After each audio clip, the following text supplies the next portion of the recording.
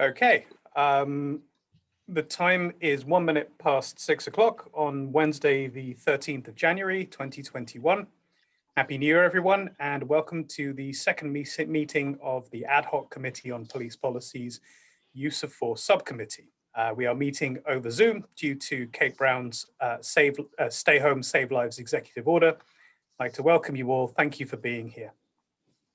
I'm going to start by just recapping the order of business for tonight. As you'll recall, we've spent the first meeting discussing some of the key issues that members of this committee wished to run past our subject matter experts at EPD. And several members then went away and drafted motions which are up for discussion tonight. And very briefly, or momentarily rather, I will share my screen to let you see the motions. We have, I believe, 6 that have been sent through by Marty Wilder and 1 from Erica. So I think we'll try to give about 10 minutes per motion for discussion. And I think that should give us enough time to get through everything that is on the table today.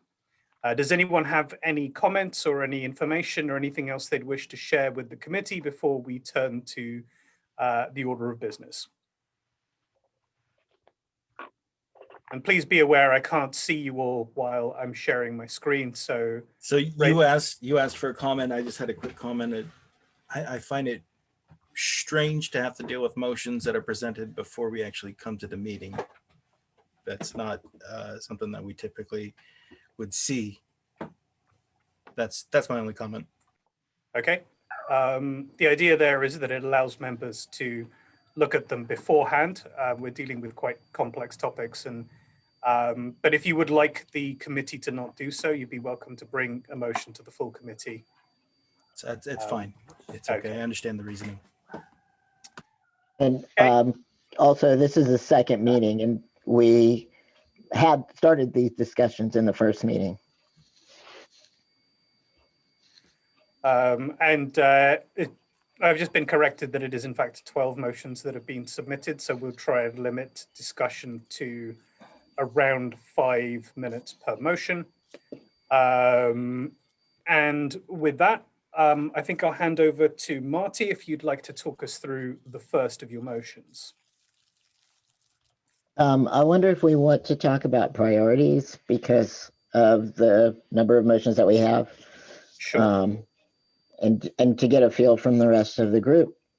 I'd hoped that other people would have been submitting some things over the time that we were in between the meetings, but I feel kind of out on a limb on my own out here. I did want to mention about the second one on de-escalation. I believe it was the second one. No, somewhere in here. Yeah, the second one is de-escalation. EPD has a training coming up in February. It's called Realistic De-escalation, and it's by Force Science Institute. And Force Science Institute has got a lot of media, negative media, as being an organization that focuses on shooting first and coming up with what they call science to justify it.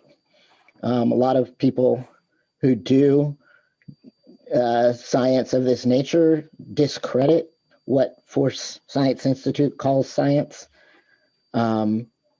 There are several people in the community that are really alarmed that EPD is hosting a training by Force Science Institute, especially to train them in de-escalation.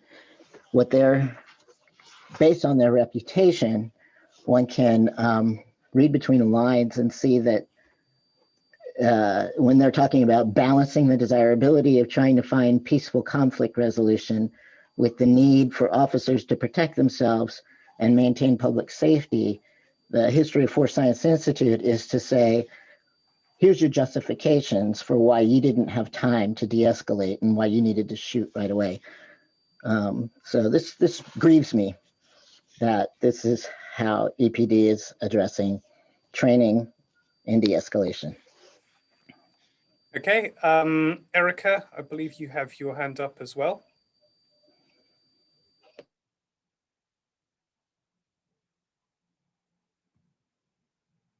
You're muted, Erica, we can't hear you. Is there a possibility that I wanted to share a link specifically about what is Martin talking about from the New York Times? Yep, absolutely. You can put that into the chat. Can I put the chat? Perfect. So here is an article from the New York Times that is talking specifically about the organization that is providing the de-escalation training for the Eugene Police Department.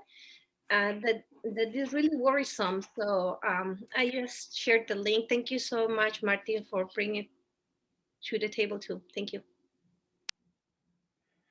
Okay, so Marty, you suggested prioritizing the motions. If you have a list of the headings, I'm afraid I only have them as the document that you sent over to me. And perhaps if you read out those headings, and members can then discuss which ones they feel are most important, and then we can make sure that we address those.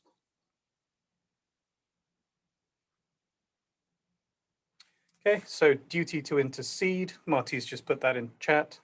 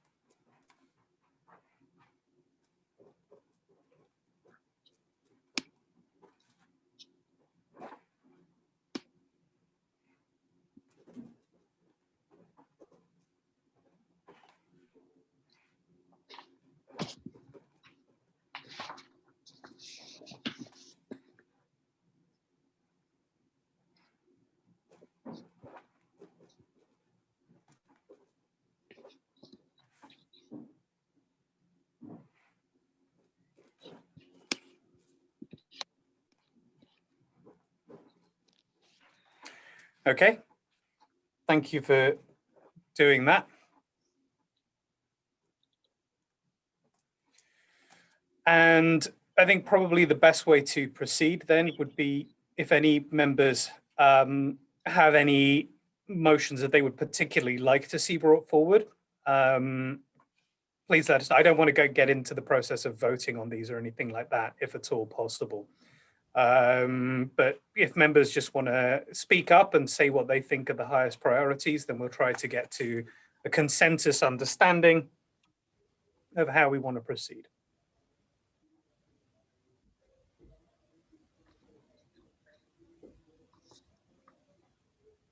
And please just go ahead and speak because we're, I think, a small enough group that we can do that.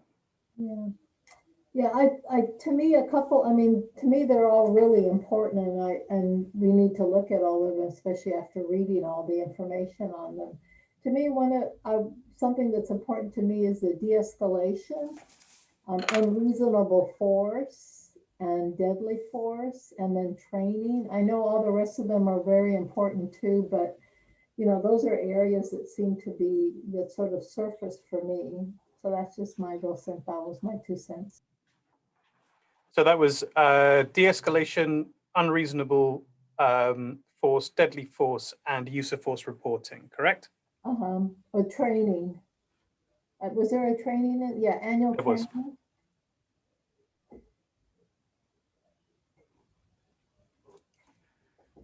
Okay, does anyone have any countervailing thoughts? Otherwise, that certainly gives us enough to be going with for the first hour or so of this meeting.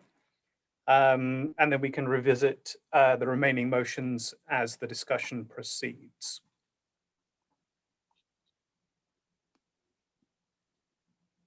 So I'm not hearing any objections? I, Marty? Cass, Yep. I was raising my hand, sorry. Okay, my apologies. I couldn't see that. It's okay. So I was going to add the crowd control because, right now, ever since August, we are like seeing a lot of awakening, people going towards the streets, social justice demonstrators. We just saw what happened on Washington a couple of days ago. So it's very obvious different ways of crowd controlling. So I think it's very important that we add that into our agenda. Okay. So how about this then? De-escalation, unreasonable force, deadly force, use of force reporting, annual training and crowd control we'll do on our first pass. And then depending on the time we have left, we will do our best to get to each of the following items. Sounds good to me. Okay, excellent. Marty, this is going to be very much your show, so I hope you've got a glass of water handy. If you'd like to start talking us through the de-escalation motion. Yeah, for the sake of brevity, I think I'll just skip to the middle section that talks about what specifically and clearly to recommend. For de-escalation, these are all things to add to the current policy. A, all attempts shall be made to carry out law enforcement by nonviolent means. That's never clearly stated. Right now in the de-escalation policy, it says, here's de-escalation, this is what it is, it's a good thing. But it doesn't ever clearly state that this is what we want you to do first and foremost. B, officers will apply use of force only after attempts at de-escalation have been exhausted or are not deemed possible. And C, officers who fail to employ de-escalation strategies as described in section 820, when evidence determines that it was reasonably possible, will be subject to appropriate discipline.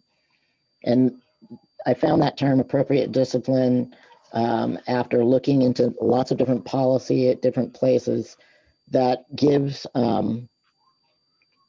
a range of possibilities. So if you are a rookie and you have a supervisor, probably appropriate discipline is that they're going to talk to you about it and say, this is what you need to be doing. If you just killed someone preemptively and without, taking the time to handle the situation in a better way, then appropriate discipline is going to be handled a lot differently. So that leaves it open to fit with other Eugene police policy. Thank you for that, Marty. Does anyone have any comment, any questions?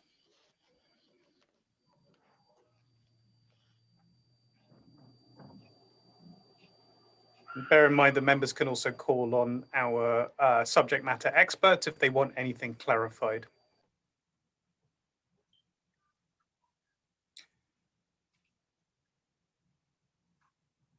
Well, there does not seem to be anybody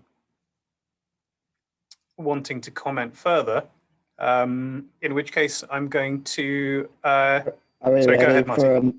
Are we ready to make a motion to vote I was just on about this? to invite members to do so. So I move that we put forward the de-escalation policy written by Marty to the ad hoc committee. Okay, and I can... As written. Okay. So Kevin, are you ready with the roll call? I am, Kaz, but I missed the second on that. Can you tell me who seconded that My one? apologies. There wasn't one yet. There was no second. I'll second that. Okay, Guadalupe with the second. Got it, Guadalupe. All right, roll call vote. We are looking for the motion to pass, we need 4 yes votes. Macy, Yes. Abdul Rahman, Yes. Rick, Yes. Erica, Yes. Silverio, Yes, I'm sorry, yes. Guadalupe, Yes. Marty. Yes. That's 7 yes, 0 no. That motion carries. Excellent. That was incredibly efficient. Well done, everyone. Okay, so our next one is Unreasonable Force. Okay, unreasonable force. There's a section in the code, or several sections that talk about, the limitations on what is reasonable. There's not really anything that says these are the things that are flat out not acceptable. So this would propose adding these to the code. Officers are prohibited from using force or threat of force to punish, retaliate, or unlawfully coerce. Officers shall not use force based on bias against a person's race, ethnicity, nationality, religion, disability, gender identity, sexual orientation, or any other protected characteristic. And officers shall not use force solely because another officer is using force. That's it. Okay. So again, I'd like to open to discussion and also to remind members that we have EPD staff here who can help to clarify any questions they may have on existing policies. Silverio, I've seen you unmute. Yes, thank you. So can I have our subject matter expert? If you want to pose your question first, then we'd know who's best placed to answer it. So there's some language in this section that discusses particularly white supremacists in law enforcement and an infiltration of white supremacists in law enforcement. Seeing the situation that took place at the Capitol on January 6th, knowing that a number of different officers across the nation were involved in said insurrection, and the affiliations that were shown to be at the insurrection. I want to know from our force what types of measures are being taken place to see if to see how white supremacists have infiltrated the force, and what can our committee do to rectify that situation. Chief Skinner, I think you're best placed to answer that one. Probably so. So Silver, let me make sure I understand the question. When you say what can the committee do to rectify the situation, is the situation you're referring to this belief that white supremacy has infiltrated the Eugene Police Department? So I know that there's no question that white supremacists have infiltrated law enforcement agencies across the nation, and to suggest that maybe it hasn't happened in the Eugene Police Department is, I don't think it's a fair, I think it's a fair assumption to make sure to assume that that's taken place. And it's worrisome because, as the language is stated in Marty's motion, there is a history of white supremacy in Eugene. There is a history of Oregon being a state that was established with sundown laws, sundown towns, and lash laws, and Eugene alone had racial covenants until the 70s, and I don't even know that those were removed. So I'm glad you're here, but how and what can we do to seek out, root out that possibility, and to make sure that it's not an issue in the department? Before the chief speaks, and I'm sorry to preempt you there, Chief, that would be a matter for the hiring and training, I think, subcommittee. So whilst I'll give a bit of time for discussion here, I don't want us to go too far down this track. And Silverio, you could absolutely contact members of that committee or ask for me to do so on your behalf to make sure that that's an item that they consider with any testimony you wish to put forward. So I'll give 4 minutes for that, but I would like to move on to the stuff that's covered by this particular subcommittee. It was written in the language is the only reason I brought it up. And, Sure. you know, and it would have a huge impact on the use of force from some officers towards communities of color or people that are identifying with different, just any number of different minority issues. Absolutely. Sorry, Chief Skinner, please go ahead. Yeah, no, just real quickly, and I appreciate the opportunity to speak to this. You're exactly right. One of the things that we try to do first and foremost is, as you may or may not be aware, is just the robust nature of the background investigation and the selection process that happens. You know, I would invite you, and those of you that have been on the police commission maybe have seen this, I would invite you to, any of you, to take a look at the mountains of information that we gather on every candidate before they're a part of the organization, and to what ends we go to try and really identify the character of the individual, to include any ideology that may try to be shielded from us. And so, and we can make good hiring decisions based on that. In addition to that, throughout an officer's career, there are opportunities for them to move around the organization. And in most instances, that triggers what we call a performance review, which is basically kind of an updated background within the organization to find out if there's any new information that has been made available that we should be aware of. And in the event that new information we're made aware of any new information that causes a concern around white supremacy or any of that kind of, any ideology that we feel like is counterproductive to serving this community, we would initiate some kind of accountability mechanism or action around that. So between the background investigation, the psychological exam, the only thing that the state of Oregon does not have that I've been involved in before, because remember I was a chief up in Washington for 7 years, is the polygraph exam. And there's been some movement from time to time on moving to get to a polygraph exam that can ask some of those tough questions. Now, it's an imperfect science for sure, but it is another layer of assurance that, at least on the front end of an officer's career, when we're making those employment decisions, that we're trying to make the very best decisions we can. Is there any follow up on social media accounts or any kind of postings or stuff like that? Yeah, and, 100%. You know, I know, I mean, I'm glad you're here because we've had this conversation about training and, you know, your process in hiring. But if there's somebody who's a white supremacist and they've posted something that's an ideology that has white supremacy, even inklings, I don't want them in the force. Yeah, I don't want them to go to another force. And I think that person should be removed immediately. And to use the same kind of rhetoric that I've heard before, if you're not doing anything wrong, then, you know, what do you have to hide? So if there's a person who's hiding their social media accounts and they're not being upfront with who they are as a person in public, I think that's a major issue. Yeah, you know, it's been my experience, Silver, that it's for people that want to engage in social media, doing it covertly is not easy for them to do, because the whole point of being in social media is the social part of it.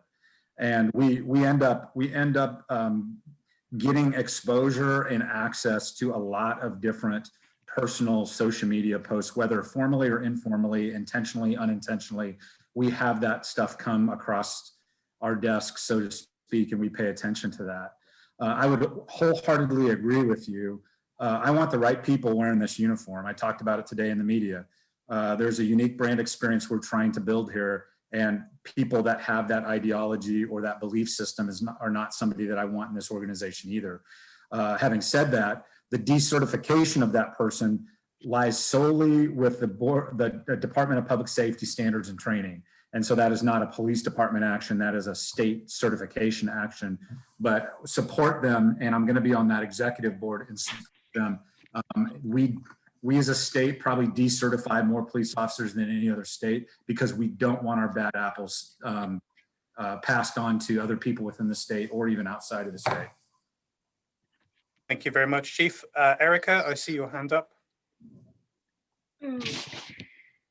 I just wanted to share something about, as a teacher, I also serve and protect. And, I know that Chief Skinner has a direct connection to 4J District.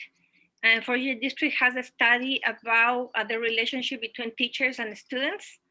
And there is already, an infographic that shows how students of color in Lane County are more disciplined than that white-bodied students. So this happened in our schools, right? So like thinking that is not happening in the police, that is really being super like idealistic. That is happening in the police too. It is happening in a school. It's happening everywhere. And also it's important that to think that, like sometimes, white supremacists, we see the ones in the big trucks with the flags, with the big guns, with the mace, but white supremacy is a mentality. Is everywhere. It's not just with the guy with the big truck. No, it is the teacher that tells the brown or black student that, that would be easier for them to get like a job in service industry because they will not be doing good as a lawyer or any other kind of field, right? So that is important that for all of us to remember, right? Because, maybe this is not going, people is not going to be like posing like that, especially if they are going to apply a job in the police force. So it's also, there has to be some sort of monitoring behavior. Okay, thank you for that, Erica. Do you have a proposal for a change to the motion, or do you believe that what Marty's put forward covers the points that you've made? I think Martin has done a great job using the language, and I support what Martin says, because I know it's everywhere, and I just wanted to comment this just to show that it's happening. And I also am providing a resource that Chief Skinner can have access, because it's the 4J district and is in there documented too. So like it's important that we do this correlation, because if you like look in history and look the structure of our societies, and school and jail has the same structure. So it's important, there is the school to jail pipeline, right? So it's important for us to address that is a problem. Thank you. Okay. So thank you for that, Erica. If anybody else, Marty, is that a hand up I see? Yeah, so just for the public record, I wanted to add, reading, how do you think this recommendation change will achieve the desired result? So this recommendation, especially the clause that says you can't use force against any of the protected classes, draws a line in the sand and delineates what will not be tolerated. It names the acts of racism, sexism, xenophobia, transphobia, and general abuse of power that people in the community suspect and fear may underlie use of force. Putting this into policy both facilitates accountability and serves to dissuade persons who wish to abuse their position to such ends from joining APD in the first place. So with that, can I make a motion for us to vote on this? You can, absolutely, if we can get a second. Would anyone like to second the motion? Erica? Okay, thank you very much. And Kevin, the roll call, if you would be so kind. Yes, we have motion has been moved and seconded. Macy. Yes. Abdul Rahman. Yes. Rick. Yes. Erica. See, yes, in all the languages I can say it. Thank you. Silverio. Yes. Guadalupe. Yes. Marty. Yes. That's 7 yeses, 0 no's. That motion is approved. Thank you very much, Kevin. So number 3 on our list is deadly force. Marty? Okay, there already is a lot of code about deadly force.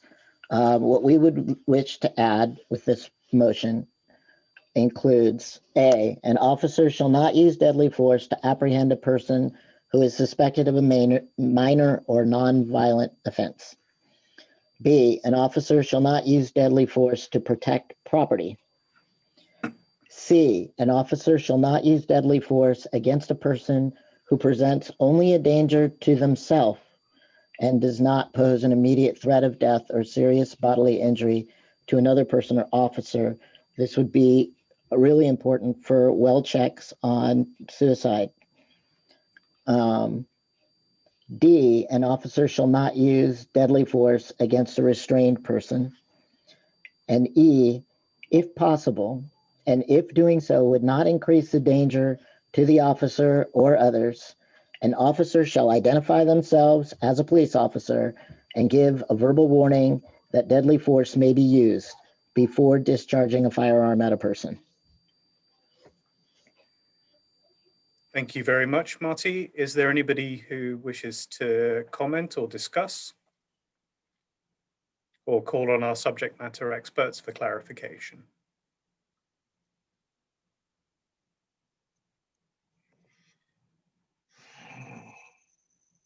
I don't see anybody. So I'll give you a few, Erica, go ahead. Okay, so I have been thinking a lot about the role of police within custody disputes.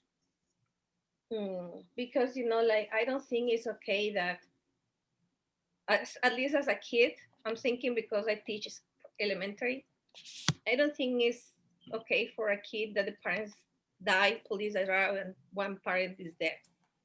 I don't think that is I don't think that is productive. I don't think that is fair or right. I think it has to be a different way of dealing with custodies and families issues. But I don't think deadly force should be, using a dispute, this custody dispute. And I think that is important because, if you really think one of the people, two people that had gone through police brutality lately. One, Charlie Landeros, is dead. The other person that recently happened during the Liborio Rodriguez anniversary of death. So I think that I don't know how we can integrate this. It's not okay to use deadly force within custody disputes. I don't know. Someone can please help me. But that I think is important. Rick?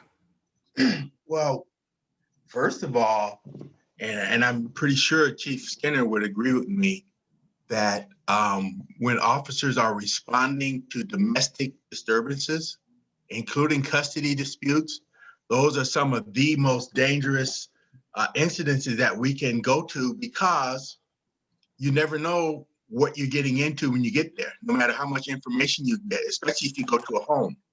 And so that's not saying that an officer should automatically come there and pull out a gun or anything like that, but they have to be prepared. And especially when they go into an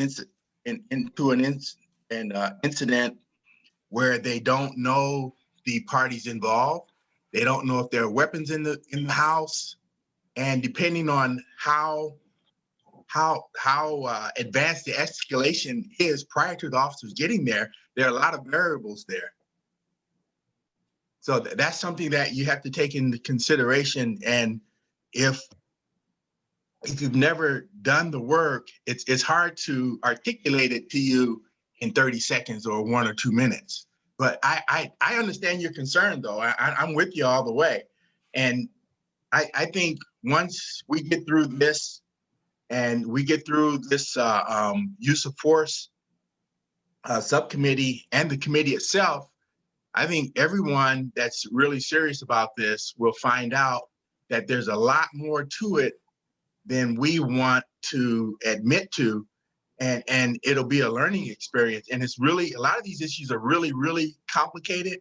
And a lot of it will boil down to the ethical standards and behaviors of not only the officers, but some of the community members and victims involved. I'm sorry, I had to add something based on the, I totally understand, but based on the two cases that happened back in November, you know, when the African immigrant was shot, Friday prior to that, there was another family dispute. No one got hurt, people were armed, but the people fighting were white-bodied people. So the issue is that this is not happening in all custody dispute. This is specifically happening in custody dispute that related with people of color. We have to clarify that. Erica, I'm going to make a suggestion, which we've made use of in other subcommittees, that if you and Rick want to have a conversation outside of this committee to work up a motion specifically relating to what's possible around custody disputes, and then to bring it to the full committee. We did that with some of the community oversight stuff. Because we don't have the text of a motion here to discuss, it makes it a bit difficult to have a productive discussion. But I will put you two in touch after this meeting, and I'm happy to facilitate a further discussion to help you come up with those. I would love that. I would love that because, you know, as a woman of color, I know other women of color that in a situation of distress or domestic violence, even if there is not gang involved, they choose not to call the police because they don't want their loved ones be killed. And, you know, it's not okay that a big segment of our population that is indigenous, Black, and people of color are denied of a service for fear of not having a fair service and protection. It's important. Thank you. All right. And Rick, if you're happy to participate in that, I'll contact you both after. Yes, I would love to. And actually, and I'll say this in closing on this, is that for years I have advocated, and I've tried to talk to some of the folks in my community about being educated on these issues, and no one comes forward and asks for. I volunteer to do workshops and everything else, and then when something happens and I see it in the news and I see it in the paper, and I feel it's sad, and sometimes I'm angry because I have offered and no one has taken me up on it. All right, well, thank you for that contribution, and also for making that offer in previous cases. I'd like to move on to any further comment or discussion on this motion, if there is any. And if not, I would like to invite members to move to vote.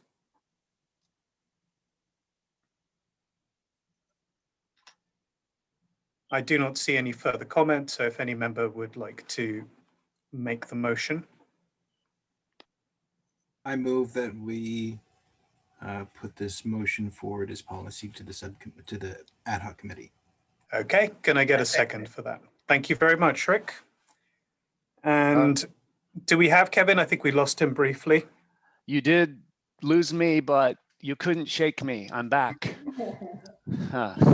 So I am ready to take the roll call vote, starting with Macy. Yes. Abdulrahman. Yes. Rick. Yes. Erica. Yes. Silverio. Yes. Guadalupe. Yes. Marty. Yes. 7 yes, 0 no. That motion carries. Excellent. So I believe our next motion is number 4, use of force reporting. But before I continue on to that, I just want to say that the fact that we managed to do 7-0 on all of these is a real testament to Marty. I want to thank him personally for the incredible amount of hard work that he's done on this. It's made my life and Kevin's life a lot easier. So thank you so much for the work that you've done. And with that, I'd like to hand over to you to talk about use of force reporting.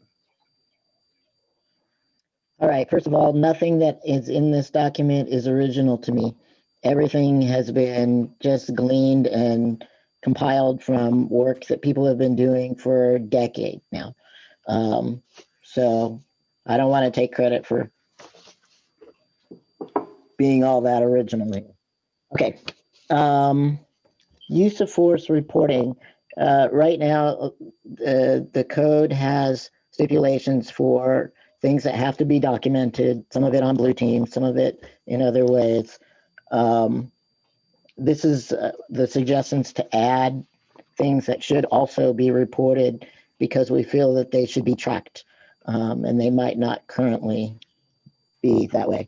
So A, EPD should track all shows of force, including verbal threat or display to use force options. So that just means taking out your gun, or as a story I heard from Erica, it's driving by and holding the gun out and telling them to do something. B, definitions of reportable incidents in section 801.1.1 should be expanded beyond discharge and use of said force options to include drawing, exhibiting, and unholstering of firearms, as well as a verbal threat to use or draw such firearms and impact weapons. C, add to the list of reportable incidents in section 801.1.1 control holds, compliance techniques, takedowns, and physical control techniques, including escorts. And I want to say that we had some Q&A around this, and I did hear somebody from EPD say, well, if you want to talk about show of force, that's just too broad.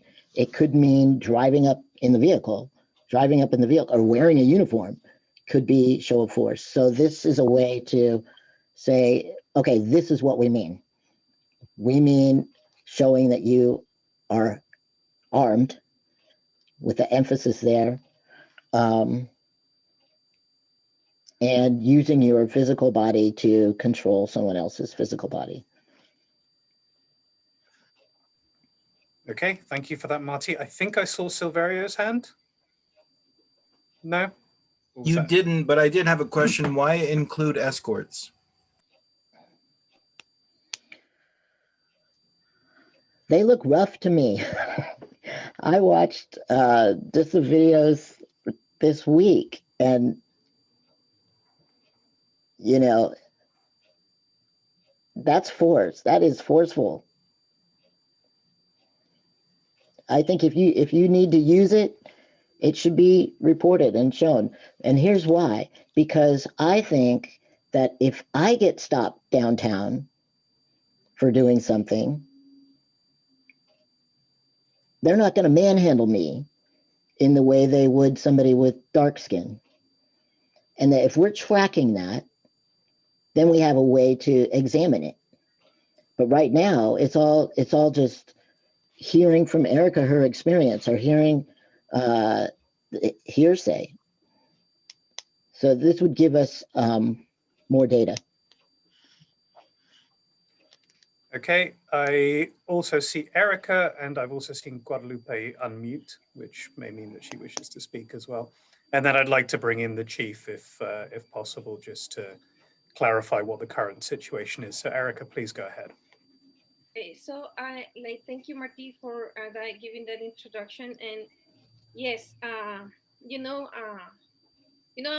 a small person, and going around in Eugene, and during the time that there were the demonstrations back in summer, I was coming back from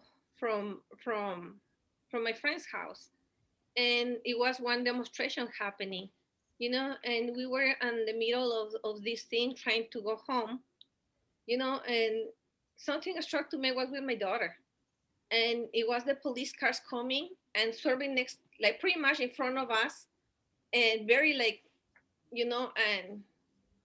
and the person, we were just going there, and the only thing I saw was a face of an armed person in a police car, very angrily telling me to not move, you know, and you know, like I understand that there is this situation, but you know, these are civilians.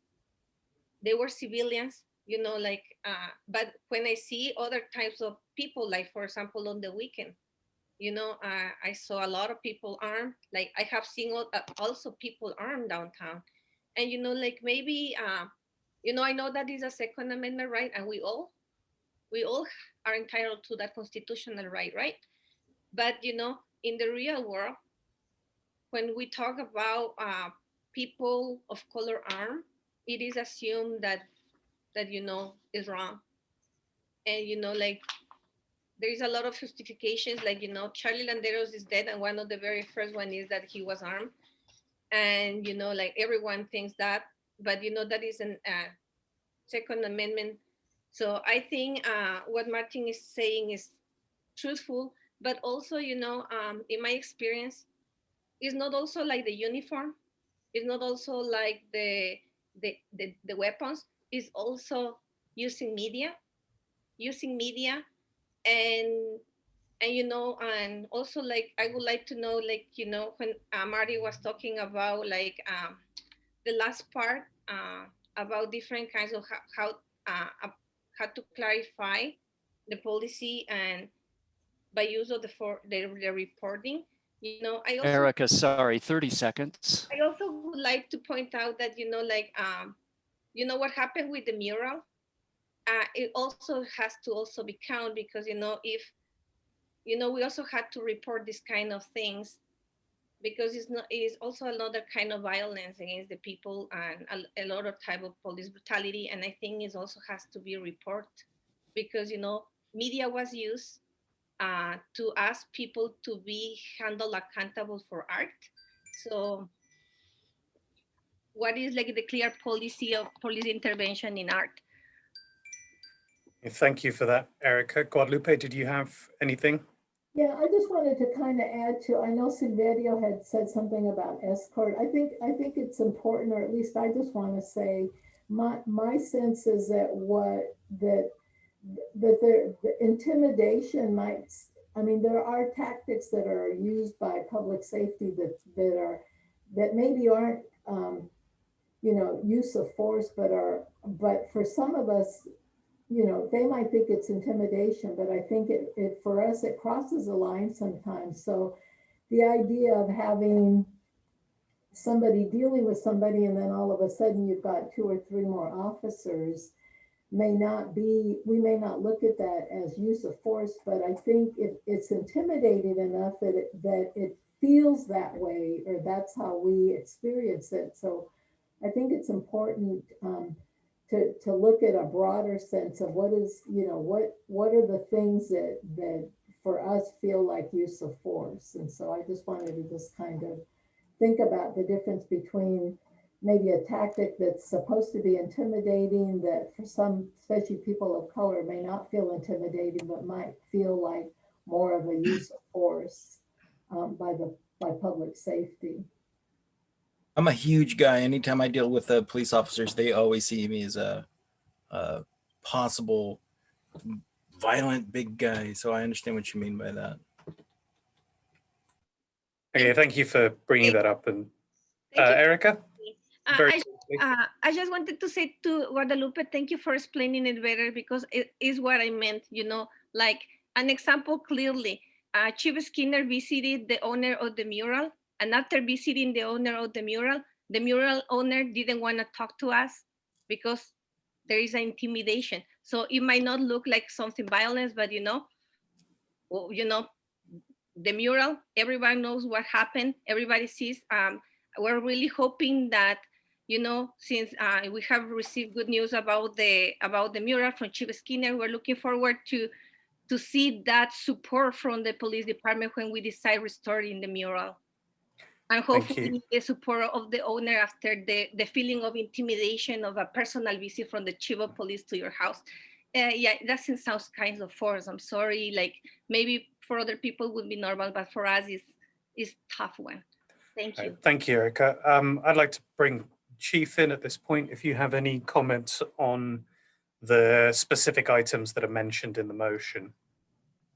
Yeah, there's a lot to unpack here. I think data is good. The more data we have, the better. We're an organization that deeply tries to lean on data to help us understand where our tendencies are. We actually use data in kind of an early warning system with respect to officer misconduct or performance issues. If we start to see reoccurring themes, we have triggers that will give us that indicator so that we can pay attention to that, especially for people that go from throughout their career, they're not with the same supervisor. They work throughout the organization in different areas. It's important for us to have the data. We're already moving down a process of trying to incorporate some things that I had in my former agency, which is the display of firearm, display of taser as a show of force, to capture that, because that's a fairly ominous show of force and one that I can easily predict people's outcomes.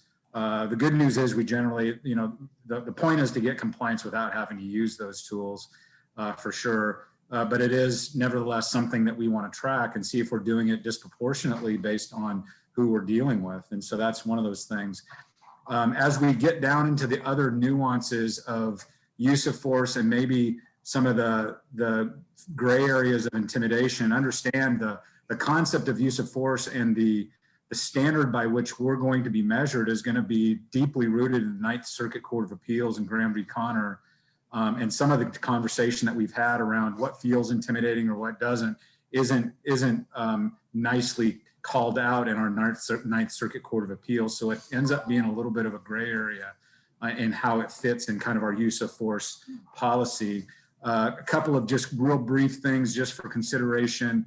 When we start getting down all the way down to kind of an escort hold as being a reportable use of force, understand that every time we place somebody in handcuffs, there's probably going to be some level of an escort hold that's applied as we move a person from point A to point B, especially if they've been a little bit combative. That's just having physical control of somebody is important. We always say if we can control the hands of an individual, that means it's safer for everybody. And so we're talking about administratively trying to capture information that we would, and this is anecdotal at best, go from a few hundred instances a year as it stands now. If we go all the way down to escort hold, we're probably talking about thousands and thousands. And of course, I wouldn't be the chief if I wasn't thinking about the administrative aspects of how I implement something like that. But I am a big fan of gathering the right data and being able to analyze that data. And the last thing I would just say is, Silver, I don't care how big you are. When you see that face of yours, you're never going to be that intimidating. I hate to tell you, buddy. Well, thank you. Okay. Does anyone else have any comment? Can I just speak to the last piece there? I just want to remind us all that we're making a recommendation to the whole committee. And then if they agree on it, it's going to be a recommendation to city council. And whether they decide that they're going to say, okay, I'm going to keep control holds, but I'm going to cross out escorts, these things all might get really watered down. And I feel like I, for one, want to lay all my cards on the table and say, in my ideal world, we would track all of this. If it's justified and you need to use force, fine. But I just want it to be tracked. That's what I'm saying. Thank you, Marty. And is there anybody else who wishes to speak at this time? If not, I would go ahead, Eric. Sorry, go ahead, Rick. I'm just going to throw this in there, but I think this would apply to a lot of what we're all here for. The entire committee is that this is almost like a cultural issue, to be honest with you, because there are certain ways that police officers do things based on how they're trained, and they see training films and they get training on things that the public in general never see. And a lot of the issue is that officers, even up to and during the time that they get involved in these circumstances and these incidences, many times there are opportunities to explain to bystanders, friends, family members, or whatever during that instance why they're doing what they do and they don't. And so it creates animosity. So there's an issue with communication between officers and the public, even during these incidences when it is reasonable to give explanations. And that would go a long ways towards de-escalating situations, not only with the suspects, but also with associates of the person who is the focus of that incident. And this goes along with police officer community relationships. And when the community becomes familiar with the officers and you have some positive communication, a lot of these issues will go away. And then we don't spend so much time and lots of time jockeying for position or a means of litigating a lot of these issues down the road. Thank you for that, Rick. Erica, I'll just bring you in a second. Before that, I want to apologize to both of you because Rick and Erica both raised their hands at the same time and became Eric, who is not a member of this committee. So my apologies for that. Erica, please go ahead. I was just going to say that I do agree with Marty and Rick. It's difficult, the tracking, but is this possible? Because, there is a lot of software ready, like, if you need help about tracking, you have to ask a teacher. We have to track all kinds of things from students. So it's possible. It's possible. And, I'm pretty sure Marty is also a teacher. We can provide support, like, I guess, with different ideas on how to do tracking using like software available, like Google Excel and all that kind of software. And I'm pretty sure like the police has more sophisticated equipment. And I think, in this age of information, not using our tools to do justice is irresponsible. We have to do it. Okay, thank you very much. If anybody else, does anyone else have any further comments? Otherwise, I would like to try and move to a vote. We spent a fair bit of time on this one. Can I just ask, since we're a small enough group, is there anybody who feels hesitant to say yes to this as written?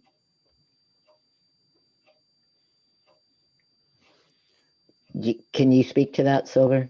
No, not at all. Not at all. I just questioned why we would include, I just was considering the escort component, but it's fine. No, I think you're right. Yeah, and just in addition to what Marty said earlier about the fact that it will go through several processes before any of these recommendations are enacted, that we will be giving, as part of the report, the opportunity for EPD and for legal and various other people to give comment so that the council has the best possible understanding of what is possible, but also whether there are any other ways to achieve the intent of the motions. We certainly don't want any motions to fall on technicality. And part of what we're trying to do here is to build that bridge between the sometimes very difficult to get to grips with world of police policy and all of the legal elements that go with that, and the needs of the community.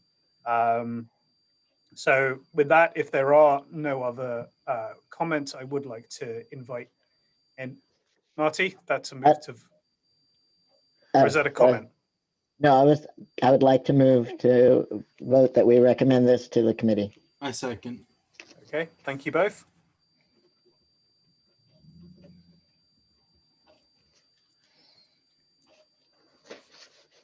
Kevin, if you would be so kind.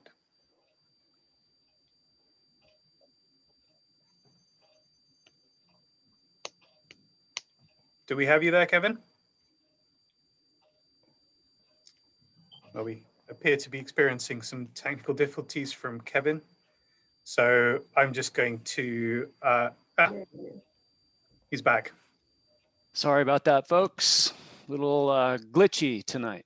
Apologize. Did I miss the? I was just asking you to record the vote on use of force reporting.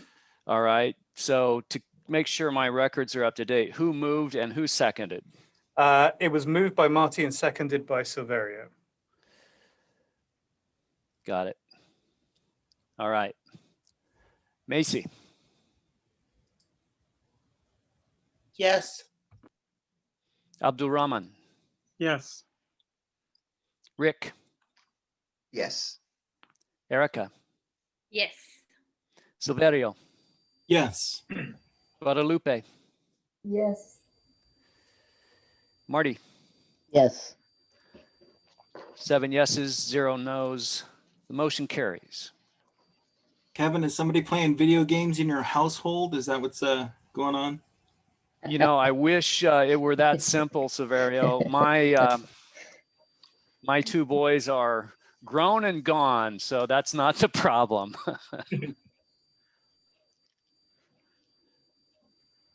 Okay, thank you for doing that, Kevin. And I will call on you again next time we do that. But if we have any technical issues, I'll just go ahead and take the roll call myself to keep us moving as quickly as possible. Thanks. Guys. So our next item is annual training, and then we have the crowd control motion that was brought by Erica, and then we would have to reprioritize the remaining motions. So Marty, if you'd like to speak to the annual training motion, please.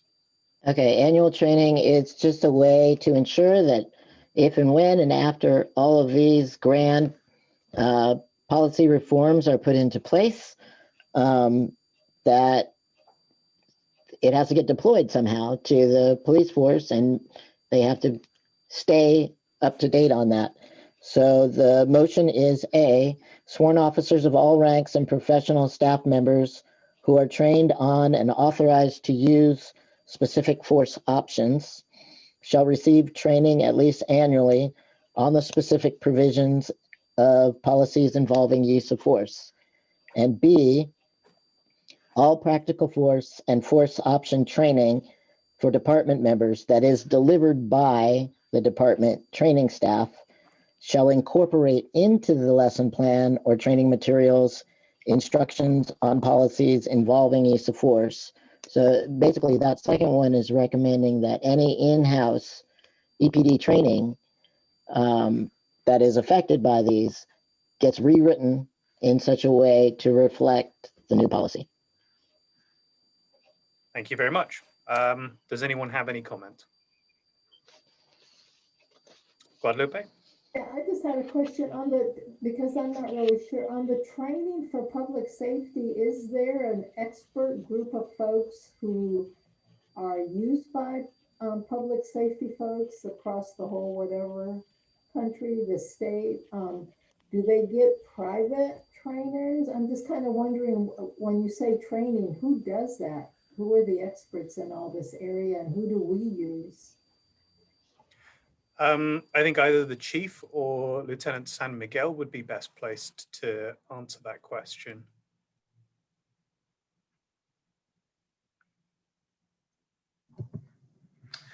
Yeah, I think Lieutenant San Miguel and actually Sergeant Maloney, who is one of our use of force experts, would be able to give you a great sense of how we deliver that training. So I'm going to yield my time to them.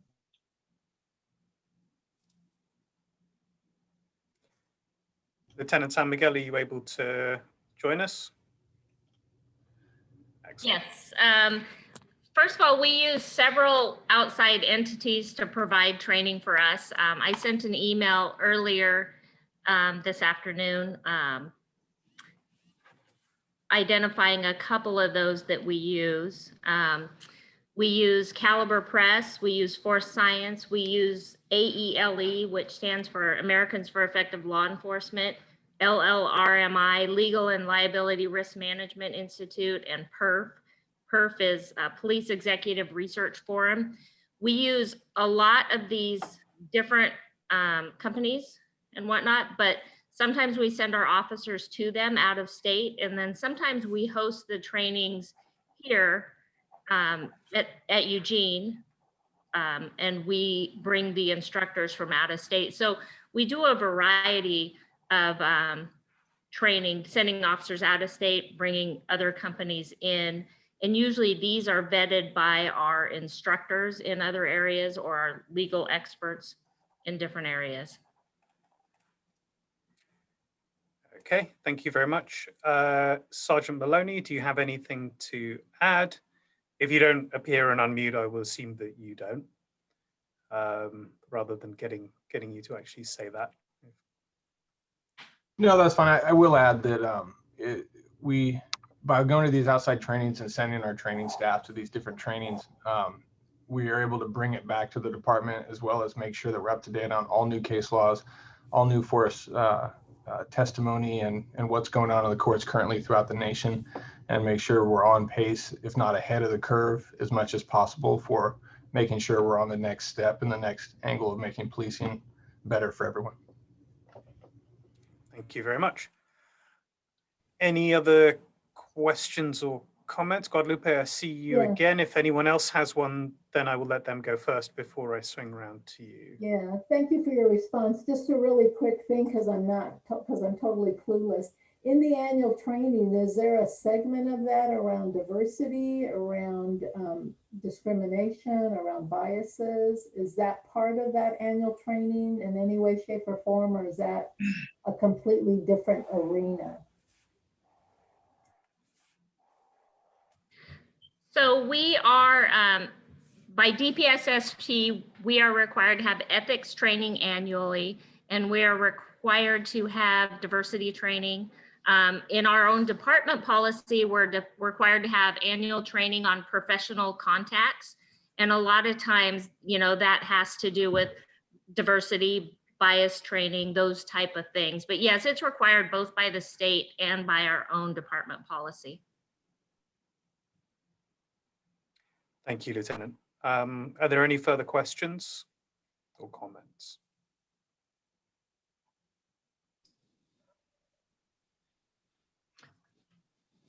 Rick? I just have one, and I've always been curious about it. I've never asked, and so my question is, does Eugene Police Department, is there a specific protocol for citizen contacts, whether it be a traffic contact or mere encounter, as far as, you know, what is virtually mandatory to be covered when you initially contact a citizen? Well, I'll try and answer this best I can, Rick. So are you talking about, like, on a basic traffic stop, having training in how to communicate with people and how to discuss exactly why you're there, what the stop is for, the fact Yes. of reporting, that kind of? So yeah, we do. We go over that, and all of our scenario-based training. It started with, you know, you probably remember verbal judo, and then it transformed into tactical communication, then transformed into other stuff. So we've continued to grow on that. And we have, especially our new recruits, we spend a lot of time discussing how to approach people, how to communicate with people, how to explain exactly why you're there first, so that it alleviates a lot of that unknown and alleviates a lot of the concern and the defensiveness on both sides. So we don't have like a set script we give people, but we give them all the different tools, and we try to work through the best that we can, their communication skills, to make them the most approachable, and also make them explain themselves the best they can. Does that make sense? Yes, yes. Okay, do we have any other comments, questions?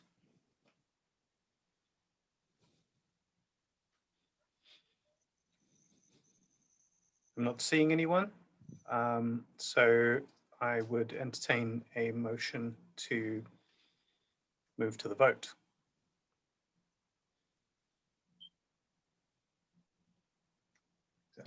I move that we vote to present this to the committee. Thank you very much, Marty. Do I have a second? Abdul Rahman, I see you. All right, we're prepared for the roll call vote. Macy, Yes. Abdul Rahman, Yes. Rick, Yes. Erica, Yes. Silverio, Yes. Guadalupe, Yes. Marty. Yes. 7 yes, 0 no. That motion carries. Okay, so number 6 on our list is Erica's motion on crowd control. And once we've had the discussion around this one, we will move to prioritizing the ones that remain. We have 50 minutes left as well, so let's try and be super quick on the stuff that remains. Erica, please go ahead. Okay. After several reported and documented encounters between the police and social justice demonstrators locally, we can agree that we all witnessed at times a display of excessive police response. These situations have made evident that police brutality exists in our community, not only against Indigenous, Black, and people of color, but against anyone who opposes to police brutality, like the 14-year-old girl that we saw in social media. Therefore, we want to be ensured of the freedom to practice our First, Second Amendment rights without fear of becoming targeted or unfairly attacked by police. This affects Indigenous, Black, people of color, immigrant, houseless, disabled, LGBTQI, and persons with mental health and or addiction conditions, as well as anyone who wants to protest in solidarity with any of these groups. About what specifically and clearly is the recommendation is a civil disturbance definition, the mere failure to obtain a permit, such as a parade permit or some permit, is not a sufficient basis to declare an unlawful assembly. There must be criminal activity or clear and present danger of imminent violence. The fact that some of the demonstrators or organizing groups have engaged in violent or unlawful acts on prior occasions or demonstration is not ground for declaring an assembly unlawful. Generally, even when some members of the crowd engage in violence or destruction of property, other members of the crowd are not participating in those acts. Once some members of a crowd become violent, the situation often turns chaotic, and many individuals in the crowd who do not want to participate in the violent or destructive acts might be blocked from leaving the scene because the crowd is so large or because they are afraid they will move into a position of heightened danger. If after a crowd disperses pursuant to a declaration of unlawful assembly and subsequently participants assemble at a different geographic location where the participants are engaged in non-violent or unlawful First Amendment activity, such an assembly cannot be dispersed unless it has been determined that it's an unlawful assembly and the required official declarations has been adequately given. Officers in non-violent crowd situations shall not display weapons before a dispersal order is given or other enforcement action is implemented. The media shall be permitted to observe and shall be permitted close enough access to the arrestees to record their names. Even after a dispersal order has been given, clearly identified media shall be permitted to carry out their professional duties in any area where arrests are being made unless their presence would unduly interfere with the enforcement action. Specific situations. Officers will try to facilitate demonstrations that might temporarily block traffic and or otherwise use public streets subject to time, place, and manner or circumstances by regulating or rerouting traffic as much as practical. Command options. In the event of a declared unlawful assembly, it is the general policy of EPD to use multiple simultaneous arrests to deal with a non-violent demonstration that fails to disperse and voluntarily submits to arrest as a form of political protest rather than dispersing the demonstrators by using weapons or force beyond that necessary to make the arrest. Verbal abuse against officers shall not constitute a reason for an arrest or for any use of force against such individuals. Prior to using force against people in a crowd, officials shall first provide clear instructions and warnings in a manner that can be heard by persons in the crowd, such as through a bullhorn or a speaker system when available. Second, state the consequences of refusing to comply with a mandatory directive, including that arrest will occur and force may be used unless persons comply. Third, specify adequate egress of escape routes whenever possible. A minimum of 2 escape egress routes shall be identified and announced. And four, give a reasonable opportunity to comply. Less lethal ammunition. First, may be used during civil disturbances only against specific individuals who are threatening or active assailants. I'm sorry, I'm having an issue pronouncing that. I hope you guys are following me in the letter sent. Assailants, and shall not be used during a civil disturbance against group of individuals. OC sprays may be used against specific individuals who are active resistors threatening assailants or active assailants.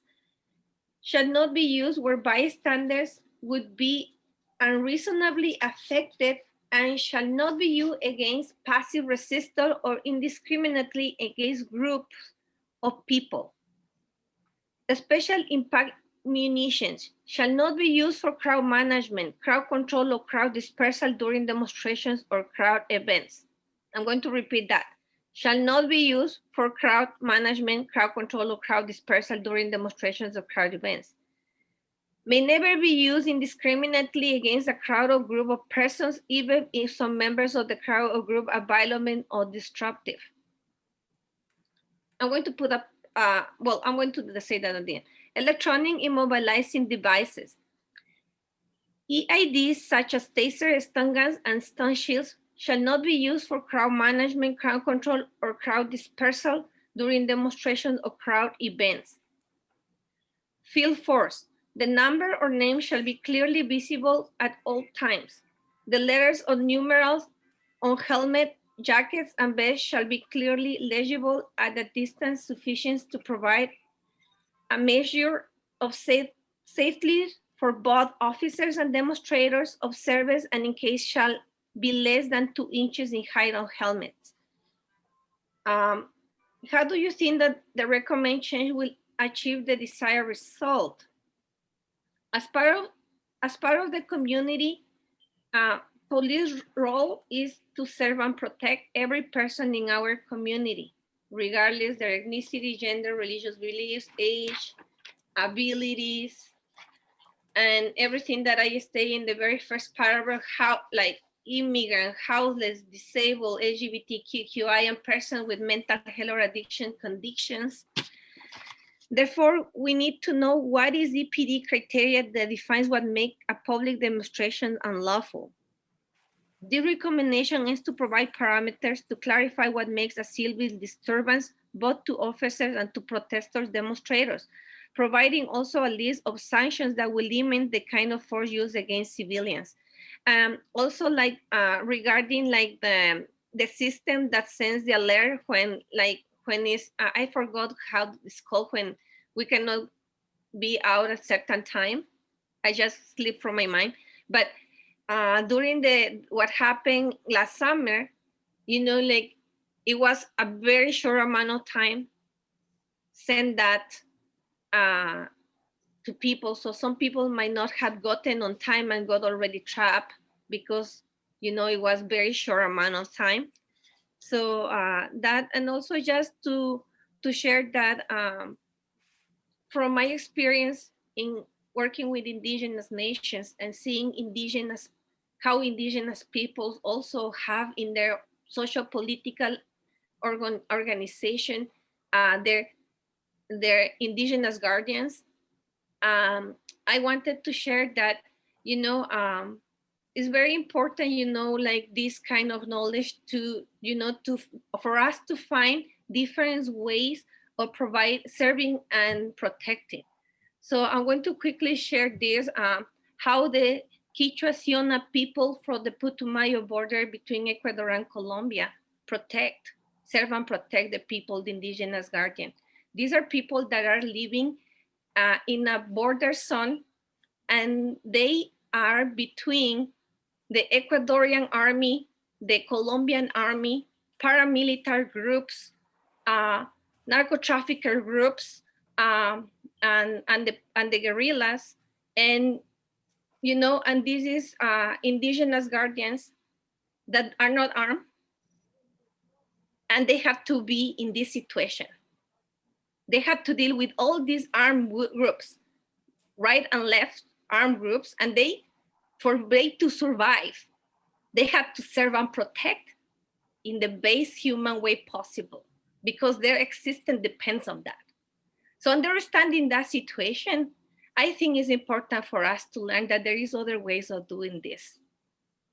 And the role of the people that does this work within indigenous communities that are living into these situations, the role of the guardians is not just to protect the territory or to check the zones and to check around. Their job is also to monitor the plants of the territory, the trees, because this is the Amazon. So the police, like the guardians, their job is to protect the plants, the trees, to see Erica, that. I'm very sorry to cut across you. It's been just over 10 minutes, and I'd like to focus on the content of the motion. Yes, but I just think it's important for us to also understand there is other ways of doing this, and the role of the police is not just to protect the people, but also nature, but also like everything that is alive, animals, everything that is including. And I think this is important to point out. If people who are living in these extreme situations of armed people, and they are protecting us. Erica, if you have any resources that you're able to share with members of this committee, I would very much welcome that opportunity, but I'm afraid I have to move the... I will provide like one little small thing about this case of how these people protect their people and serve, and I think it's important for us to look out. Thank you very much, and I'm very sorry to cut across you. I understand. I'd like to invite any other members of the committee who have comment on the specific elements that Erica has put forward in her motion. First of all, let me know if you've all received it. It was sent relatively late. Okay. I don't think I got a chance to read it, but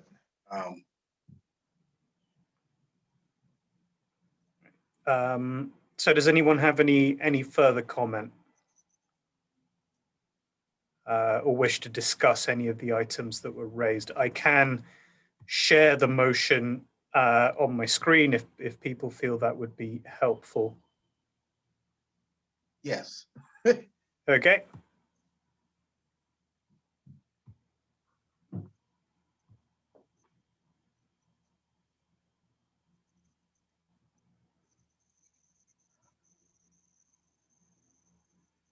So this is one item that the ability to, the failure to obtain a permit will not be sufficient basis to declare an unlawful assembly.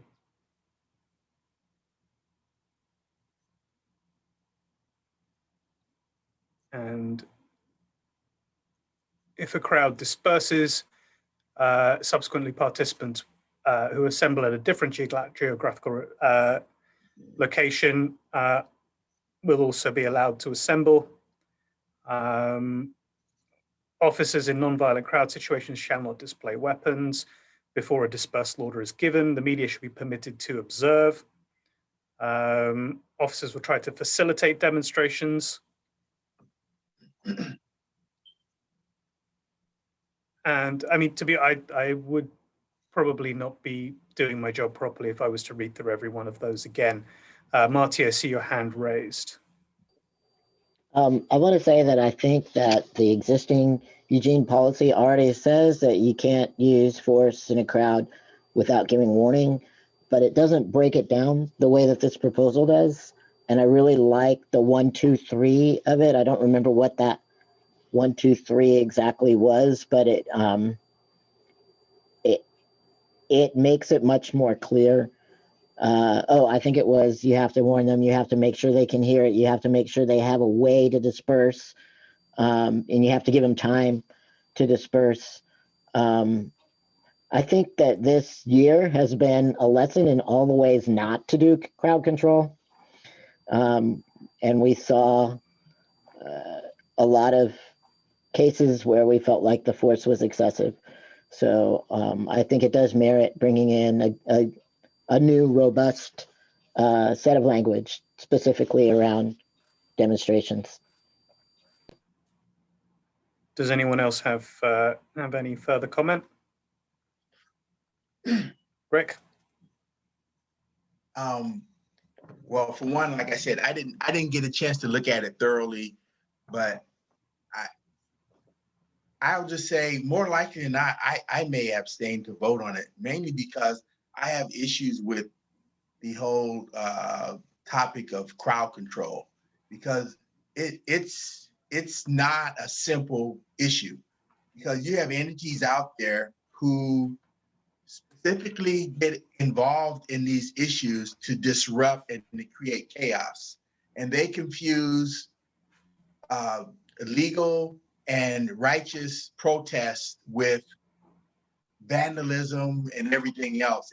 And I have a distaste for it. I for the most part would choose not to even participate in the actual crowd control itself, just because of how confusing it is. And looking at both ends of it, it's tough for the protesters on one end, and it's humiliating for even the good officers on the other end, because of all the things that the general public doesn't see, whether it's on the news or not. And so that's where I am. I'm not on one extreme or the other, but I'm just being real. And God forbid if you had more honest officers that will participate in sessions like this, and just to call it and tell it the way it really is, and to explain why some of the things happen the way they do. And if it wasn't for me having done this for over 30 years and been in corrections, I wouldn't be sitting here saying this. And so I'm just being honest with everyone that's listening, that this is another one of those gray, complicated issues, because there's a lot of nasty stuff that goes into these things that a lot of people don't see.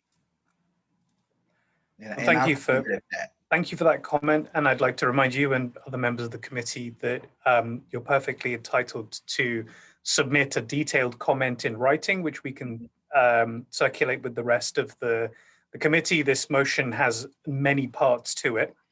And if you wish to go through it in greater detail and identify areas which, given your experience, would be easy or positive to implement, and others where you think there might be issues, that would assist the full committee in its deliberations and to get that deeper understanding, which you are able to bring with the particular experience that you have. So if you were able to find the time to do that, I think everybody here and everyone in the full committee would welcome that. And I'd like to ask anyone else if there's any further comment. Guadalupe. Yeah, I mean, a couple of things. I really appreciate Erica bringing this, and I also appreciate what Rick is saying, because I think the thing that makes it, first of all, it is one of those situations where who knows what until you get there. I also think it's really important just to remember that our reaction to how crowd control is dealt with has everything to do with our limited view of what we see in the news.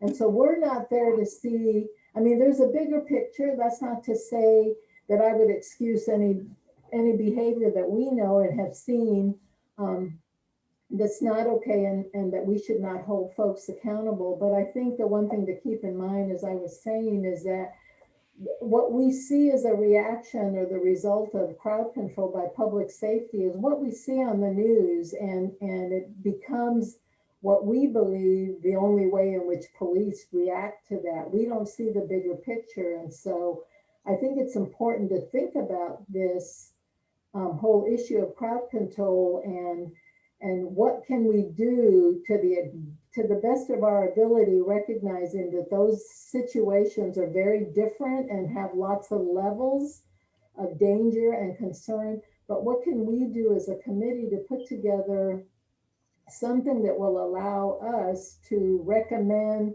what we feel would be helpful, so that to the extent we can keep those situations less dangerous, less able to get out of hand and hurt innocent people or allow people to get away with stuff.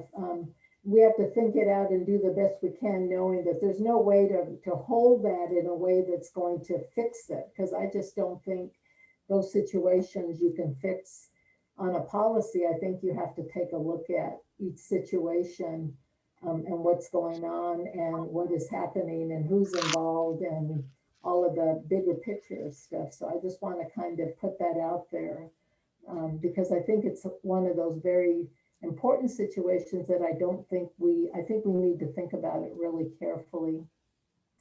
Okay, Erica, I see you. And then Chief Skinner, were you interested in coming in at any point? I just wanted to say that I'm not going to take credit of this work. This work is a community effort of people who had been there. I don't know if I had mentioned this, but I am an international observer for my confederation down in Ecuador. So for me, it's important these things happen. I am out there with my camera. So when we talk about media, I graduated from the University of Oregon, the School of Journalism. I don't have a badge. I don't work for like media, but I am out there with my camera and I'm looking, I'm observing, I'm an international observing, I'm monitoring. I'm looking at how United States deal with this kind of stuff. I meet with my confederation, we talk about this kind of issues. So I want you to know that when I'm talking about this, and this is not something that it came from me, this is coming from my elders, this is coming from people that had been attacked and shot with like by white supremacists within a protest, but they were scared of going into the police. This is coming from people that had been in there, that had been attacked, that had not even part of the whole thing. This is coming from people that really needs to de-escalate and to also find different ways. As I was stating before, there is other ways of dealing. If indigenous people without guns are dealing with extreme armed people right and left, we can do this. We can do this. I expect more from us. Thank you, Erica. Chief Skinner, I believe I saw your hand at one point. Yeah, I'm just gonna, just real briefly, just as a matter of context, you know, I don't disagree that we've seen some examples of how we need to address crowd control differently. I'd like to believe you've seen an evolution by this organization over the course of the last 8 months. Just to put it in context, we just finished managing our 100th protest this year. And in 4 incidents, we've used gas. The early times of May 29th and then into early June. And then again on July 25th, did we use gas and impact munitions. The rest of those other 95 incidents we've been able to manage and have found kind of a little bit of a sweet spot. So I do think we're headed in the right direction. And I think this committee's headed in the right direction by taking a look at recommendations that are evidence-based around what works in Eugene, because it's not a one-size-fits-all. Each protest is very unique depending on who's doing the protesting and depending on what the issue is. You know, for instance, we may see some protesters show up very, very heavily armed, and we have to approach that maybe differently than we would approach protesters that are out there in mass, but maybe aren't armed or don't pose an immediate risk. And so there's a variety of scalable options that we need as an organization to be able to respond to these. And so we're pleased with the work that this committee is doing with recommendations. We want to find a better way to do this. And so our commitment is to continue to work to find kind of the sweet spot, if you will, for each one of these protests, knowing that each one has its very own individual characteristics that we have to take into consideration. Thank you, Chief. Marty, I see you. So given that a lot of people haven't had a chance to really read this document through, I'd like to make a motion that we come back to this one. It looks like we're going to have to come back to some other items. So that's part one. And part two is that I'd like to make a push that we look at duty to intercede, because I think that is an important one. Do we have to vote on I mean, postponing this? if anyone has an objection, then I think we'd have to vote. But if there's a consensus, then we can just go ahead and put this one to one side for the time being. So if anyone has an objection, please voice it now, and we will take a vote. I don't see any objections, so we will go ahead and put the crowd control motion to one side for the time being.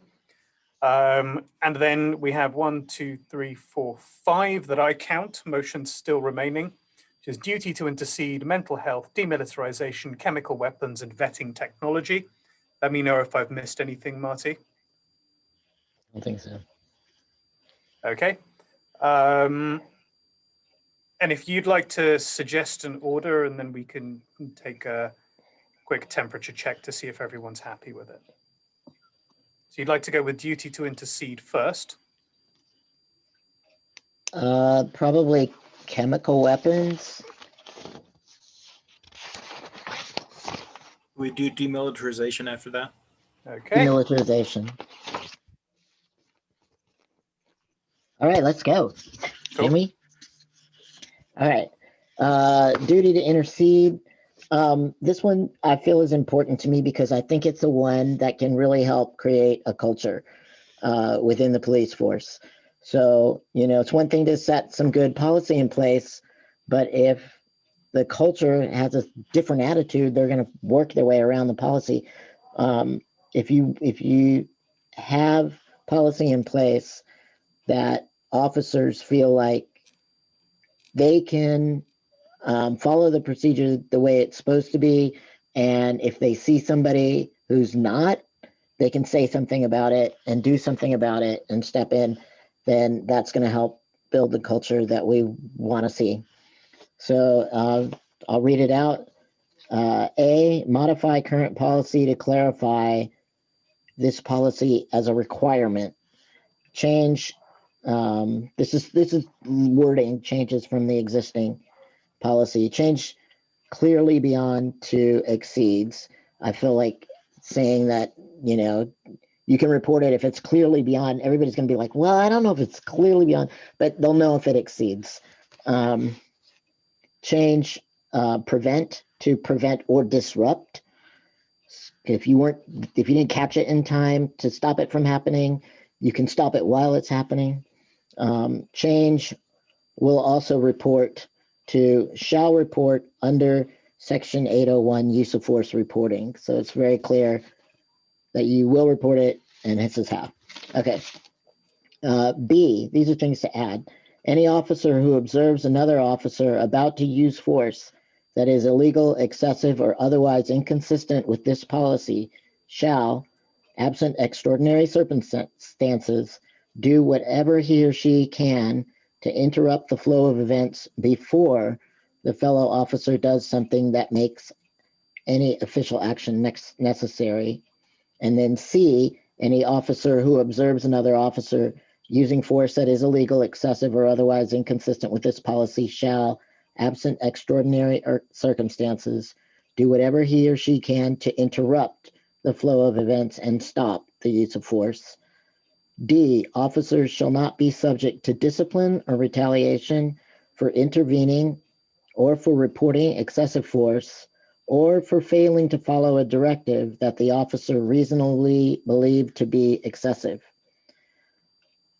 E, officers who fail to intercede to prevent excessive force when the evidence deems that the officer was in a position to do so will be subject to appropriate discipline. Okay. Does anybody have any comment on that?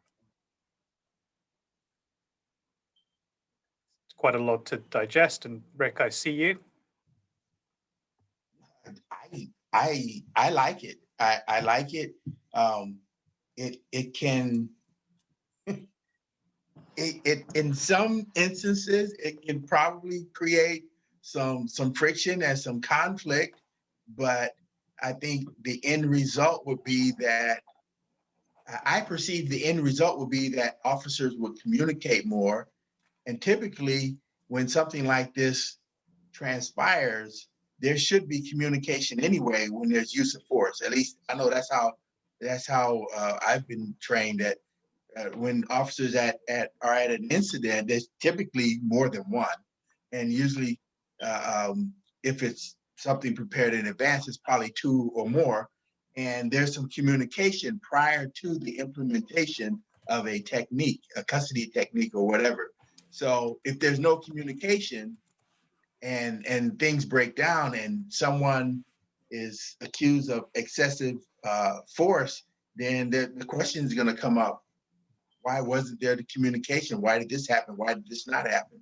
So in general, I like that idea. And this is one of obviously many that Marty's really put some thought into. It's been pretty well written. And I was impressed. I read the entire thing and I really liked most of it, the majority of it. And I like this one. A lot of guys, I suspect that you'd be a little leery of it because there can be some misinterpretation between officers, but it's something that can be talked out. So I like it in general.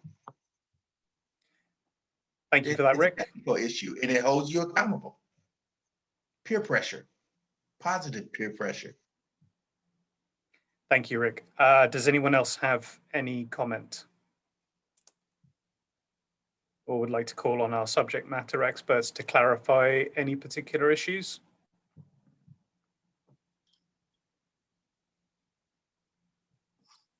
Doesn't look like it, in which case I will entertain a motion to move to a vote.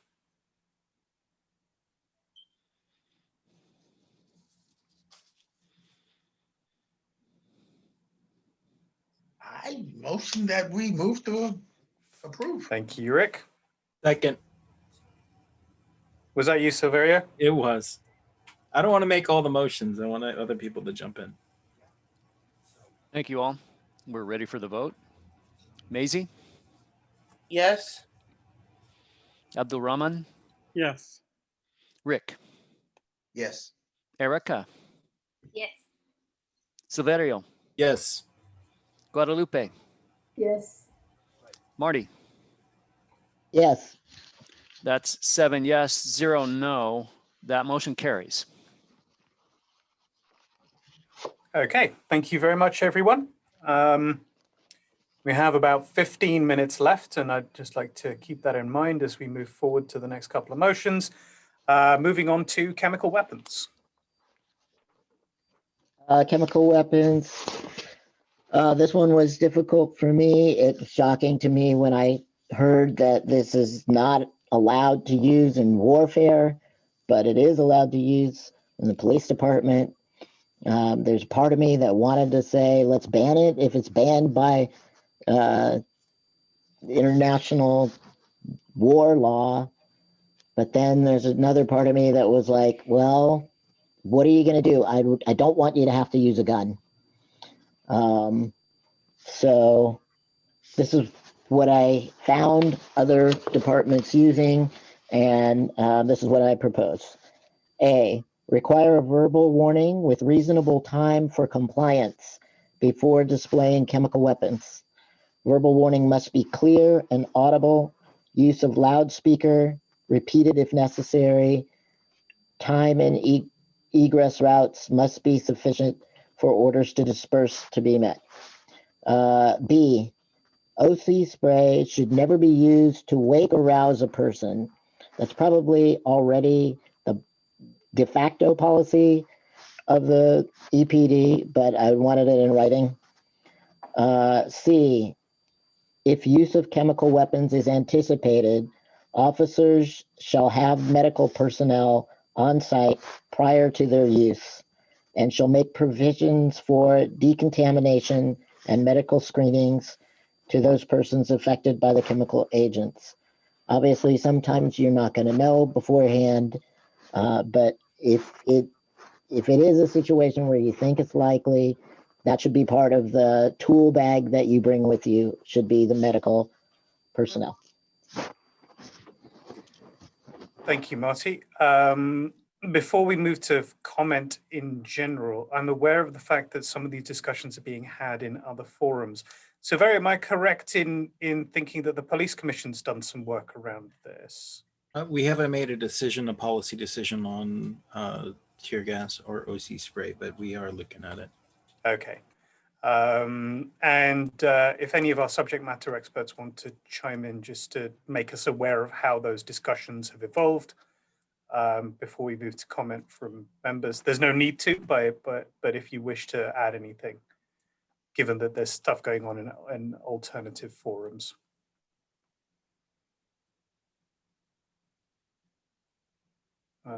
Jeremy? Kaz, I think Silver covered it pretty well. The Police Commission is working on it, and they're going to be doing another version here of that procedure very soon. But they haven't come to a conclusion yet. So. Okay, thank you very much. Okay, committee members, if you have any comments, questions, etc., please go ahead.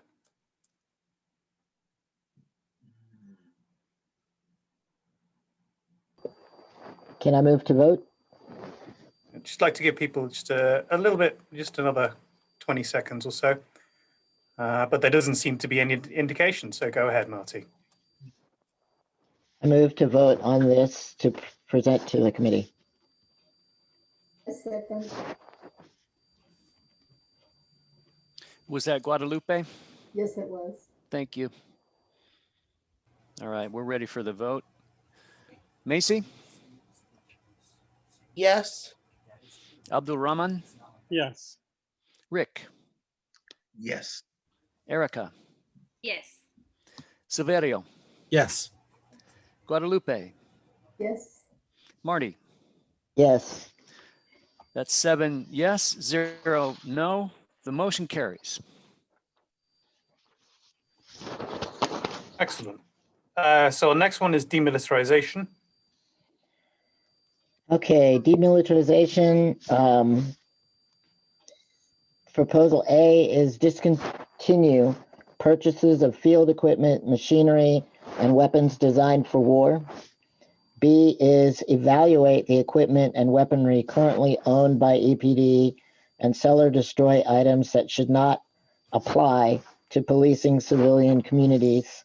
This should include equipment and technology designed for military surveillance and espionage.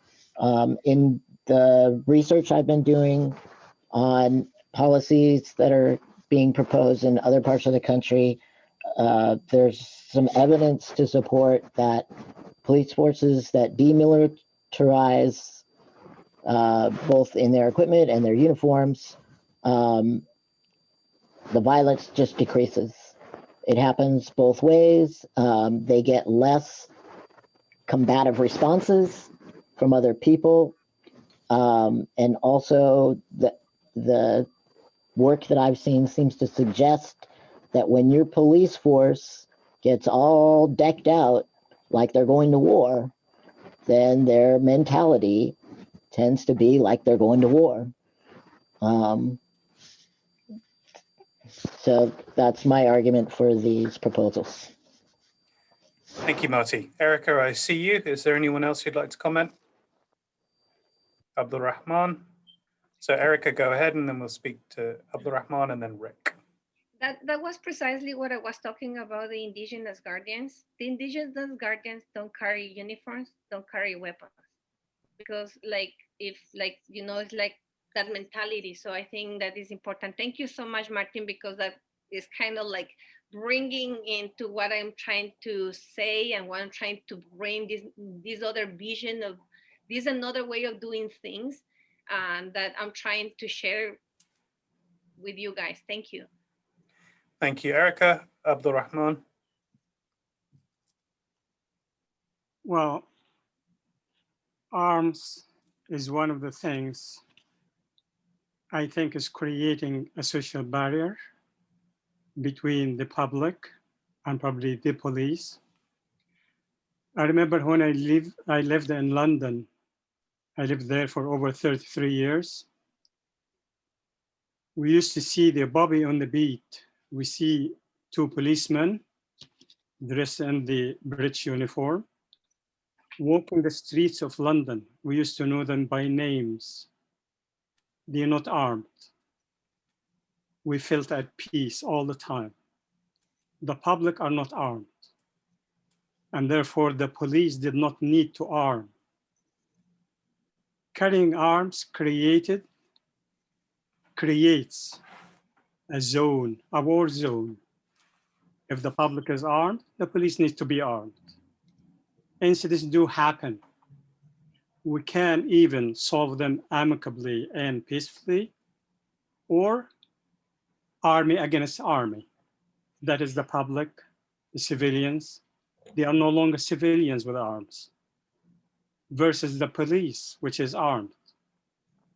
Then everybody have an arsenal at home, a cabinet displaying guns. Imagine if this wasn't there. So either we continue with this, we have fear against each other and against the forces that need to take control and keep the peace. It's a hard job. This is why we train the police for using force. Sometimes we call it deadly force. It's okay. We can use force to restrain or to control, but it doesn't have to be guns all the time. Life is variable, it's valuable. It's the most valuable thing anyone have is life. We should not look at it as something that easy to take away. And the means and the possibilities are there. Arm is a strength, it's giving you power. When you feel there's a gun in the garage or in the cabinet.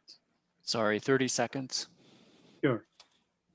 I think either we have some kind of arm control, like a system.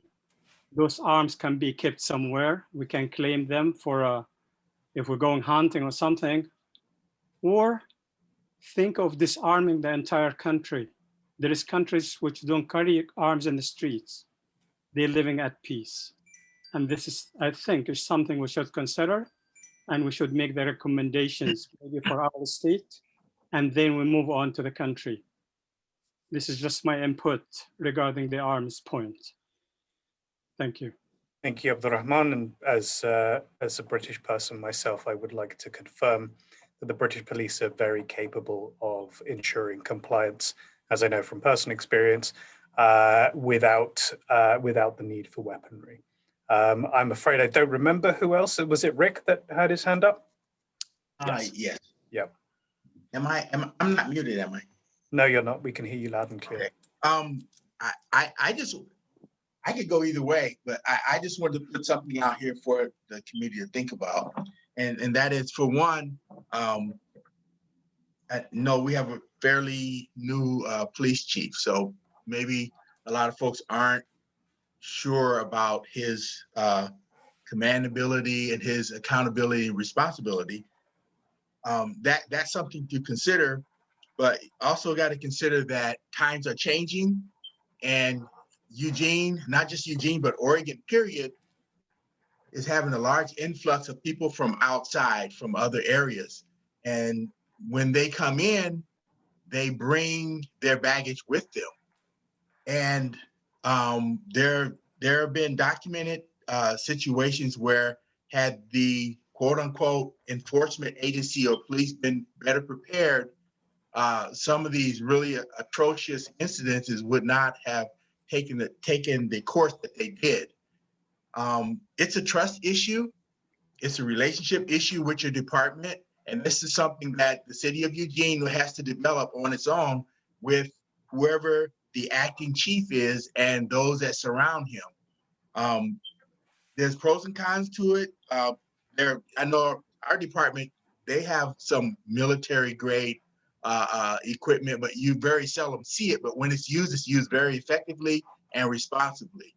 And that's something that you need to consider. And more than anything, like I said, consider the fact that Eugene is changing and it's not like it used to be. Some people want to stay the same, but it isn't. And you have America, period. We're not as free as we used to be. And so when you go out into crowds, into areas, you have to think now because of all the things that you see going on in our country. And so I would say, whether you want your department to have some of this equipment or not, think about that. Think about the changing times. Think about your relationship that you have with your chief and what he's trying to develop with his personnel. He has a job ahead of him. Think about that, and also think about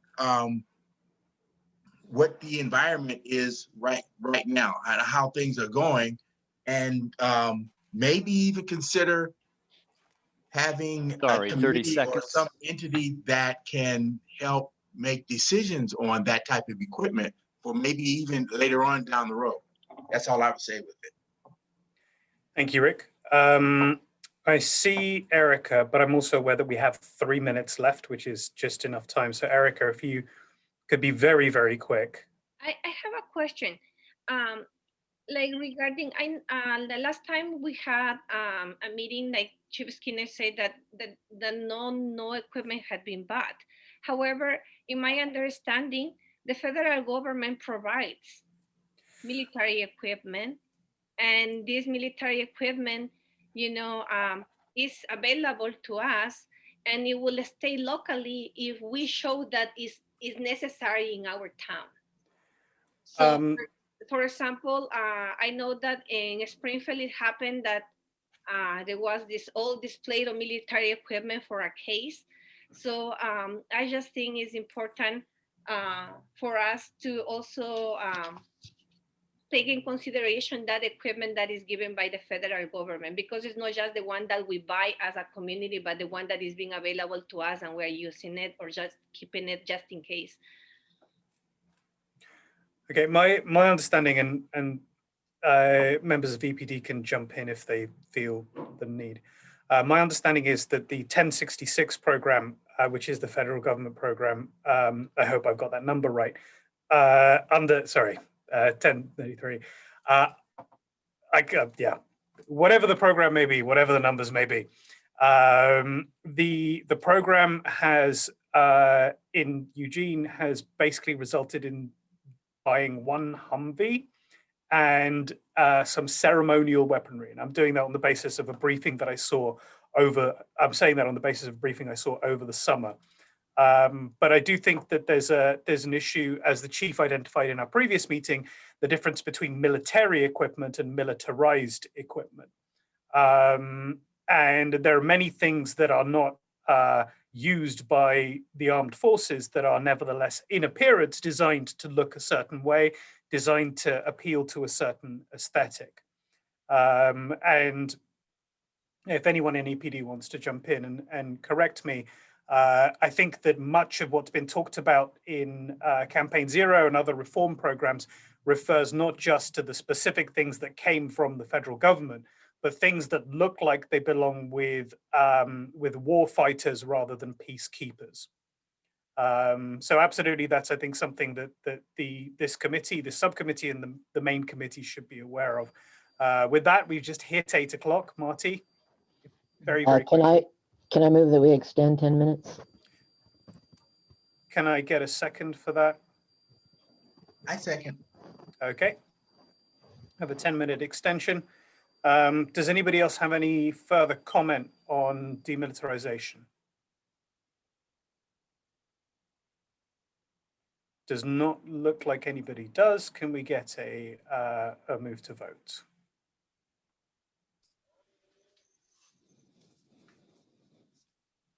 I motion that we move this policy forward to the subcommittee, to the ad hoc committee.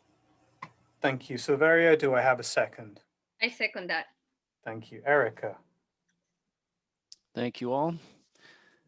Ready for the vote? Maisie. Yes. Abdul Rahman. Yes. Rick. Yes. Erica. Yes, Ari, in all the languages. Thank you. Thank you. Silverio, Yes. Guadalupe, C, yes. and Marty. Yes. That's 7 yes, 0 no. That motion carries. So our next two that we have left, one is mental health and one is vetting technology. It's up to the committee which of those two we discuss first.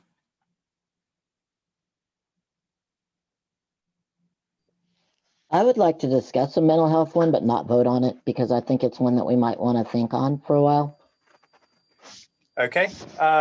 In that case, can we do the vetting technology one nice and quick, and then that leaves us whatever time we have to open discussion on the mental health one. Sure. Everybody else okay with that? All right. Vetting new technology. So going through and combing through and saying, okay, we need to make policies about tasers and policies about beanbags. I didn't even know that that was a thing. And then I thought, well, what if they come up with something else? Then we haven't made a policy about it. So this proposal says require public input. I think it is already a plan, part of the plan for vetting new technology, or it's a policy they call emerging technology, emerging. It already says, you know, you should have this on your list to get public input, but it doesn't say that it's required. So require public input with a focus on BIPOC community members, as well as other groups who are more likely to be disadvantageously affected by the new technology, such as people with disabilities and mental health issues, immigrants, especially those with limited English proficiency, houseless or impoverished community members. So I don't know what that would look like, how that would be. I mean, we're doing it here. The city has asked specific populations to be part of this committee. I know that with the CSI funding, there were focus groups targeted specifically at communities. The policy proposal doesn't say how, but it says that you should get that public input before you bring in something new, and that it should include these specific populations. Thank you, Marty. And I just say that that is absolutely legitimate within the course of the charge that was given by council. You're not required to come up with specific policy instructions. A general, please make sure you look at, or something like that is more than sufficient for the purposes of this committee. I'd like to ask if anybody else has any comment.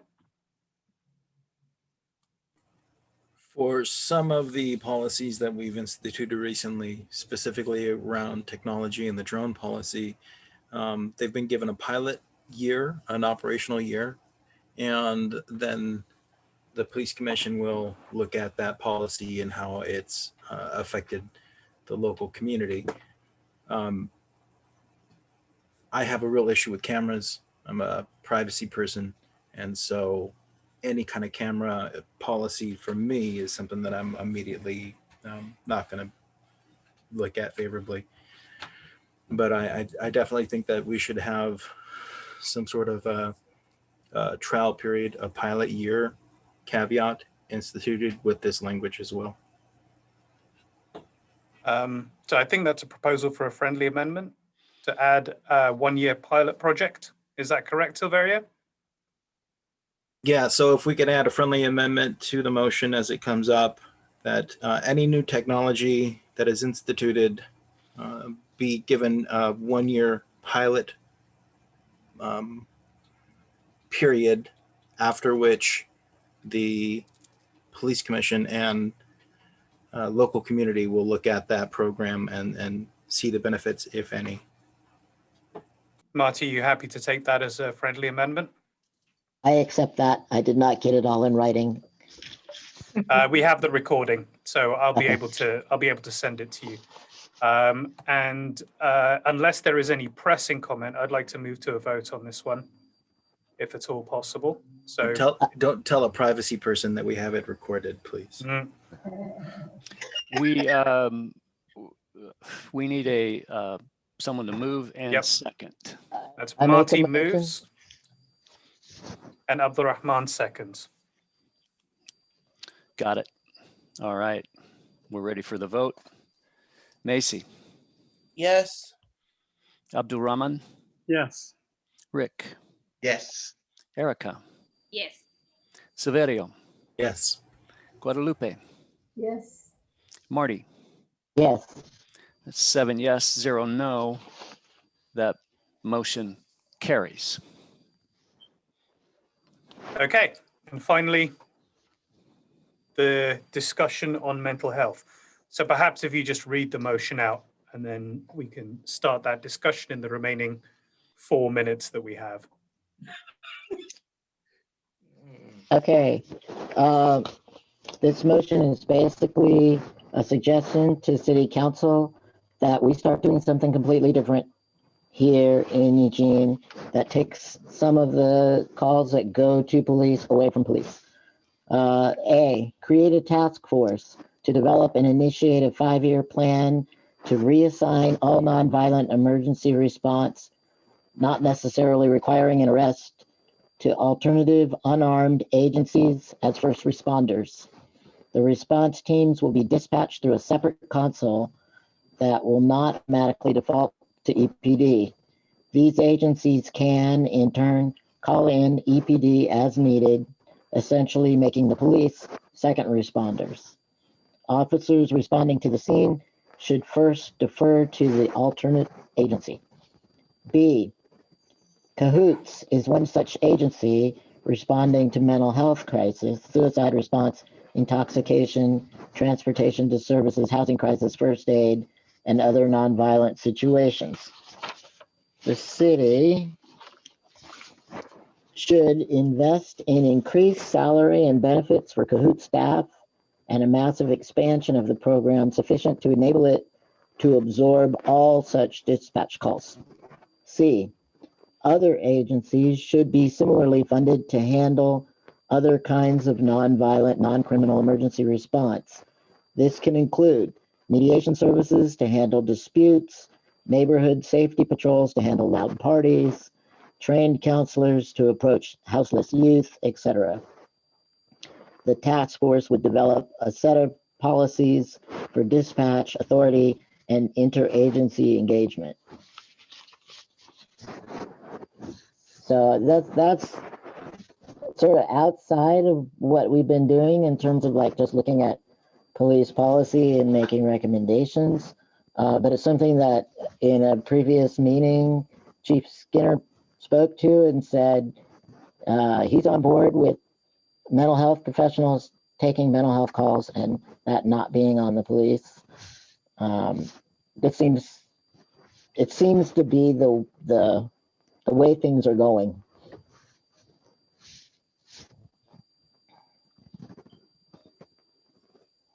Rick, I see you, and then I'd like to get a motion to adjourn if possible.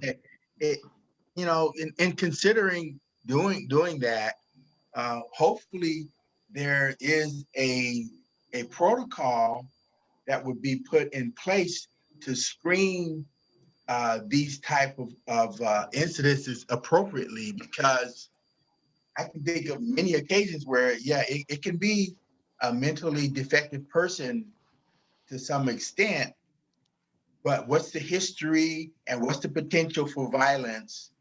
And that's where you have the police come in at. Either you can do it that way, but it's something that you really want to be careful about, because sometimes you can have your experts, mental experts, or whoever come in eventually, and there's no police, and that's just great. That's ideal. But when stuff hits the fan, it's going to be really fast and quick. And then where you go from there, and where are the police then? And I know what we're trying to circumvent, but that's a whole nother discussion, which we don't have time for. And I'd love to talk about it later on. But for the meantime, I just wanted to throw that out there. And I'm sure that's been considered. Thank you very much. Guadalupe, if you have just a very, very brief Yeah, I just wanted to add to what Rick said about the idea is to figure out how do you get those folks like Cahoots folks or other experts around those issues to understand how to work with public safety and how to fold that together around responding just in case or whatever. Like, do you have backup? And if you do, what does that look like and when would they use it? Okay, thank you for that, Guadalupe. And we have now hit the 10-minute time limit that we moved on. So thank you, everyone. I'd like to get a motion to adjourn, I if move we possible. adjourn. Thank you very much, Silverio. A second. And I just want to say we've got through a lot of business today. You guys have been amazing. I look forward to seeing you at the next full committee meeting. And thank you to EPD staff for providing their There's time a motion and their on the table. expert Could we opinion. just raise our hands if we are in favor Absolutely. or no? I'm in favor. I'm in And- favor. Macy, great, thank you. Okay. Thank you very much. Kizzy? Have a good evening. And you. Kizzy, before you go, Yep, can you get her my email? absolutely. Erica? I'll send you both an email together. Yes. Okay. Thank you.